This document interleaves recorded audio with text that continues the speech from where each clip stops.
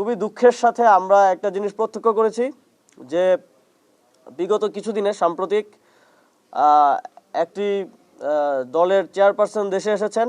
আমরা অবশ্যই তাকে আমাদের পার্টির পক্ষ থেকেও সকলের পক্ষ থেকে ব্যক্তিগতভাবেও স্বাগত জানিয়েছি।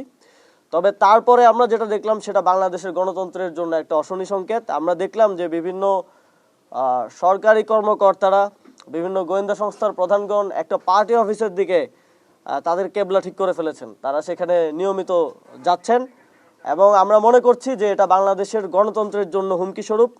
আমরা বিগত সময়ে যেই ইল প্র্যাকটিসগুলো দেখে এসেছিলাম আওয়ামী ফ্যাসিবাদের সময়ে, সেগুলো আবারও দেখা যাচ্ছে, সেগুলো আবারও মাথা চেড়ে দিয়ে উঠছে।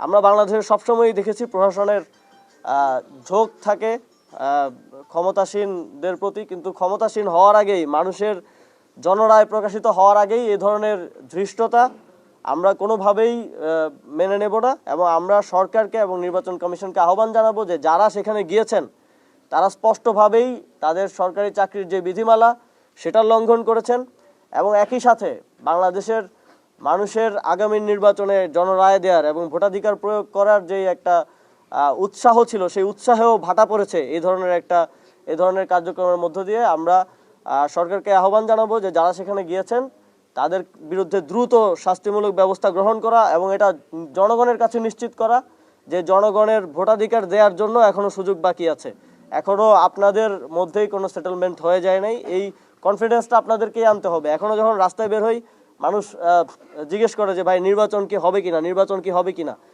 তো আমি মনে করি যে এটা সরকারের এবং নির্বাচন কমিশনের ব্যর্থতা যে এখন পর্যন্ত মানুষকে ওই কনফিডেন্সটা তারা দিতে পারেননি যে নির্বাচন হবে কি হবে না এটা নিয়ে মানুষের মধ্যে শঙ্কা আছে। যখন এই বিষয়গুলো নিয়ে শঙ্কা থাকে তখন মানুষ আসলে ভোটাধিকার প্রয়োগের ক্ষেত্রে আগ্রহ পান না।